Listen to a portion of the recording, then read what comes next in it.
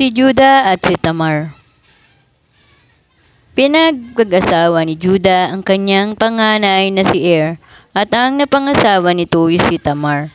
Napakasama ng ugali ni kaya't nagalit sa kanya si Yahweh at siya ay pinatay. Kaya't sinabi ni Juda kay Onan, tungkulin mong sipingan ng byuda ng iyong kapatid upang magkaroon siya ng mga anak sa pamamagitan mo. Alam ni Onan na hindi itinuturing na kanya ang magiging anak niya sa kanyang hipag, kaya itinatapon niya sa labas ang kanyang binhi upang huwag magkaanak ang kanyang kapatid sa pamamagitan niya. Ito'y kasuklam-suklam kay Yahweh, kaya't pinatay rin siya. Sinabi ni Juda sa manugang niyang si Tamar, umuwi ka na muna sa inyo at hintayin mong lumaki ang bunso mong si Sela. Sinabi niya ito dahil sa takot na baka mangyari kay Sela ang sinapit ng kanyang mga kapatid, kaya't umuwi muna si Tamar sa kanyang ama.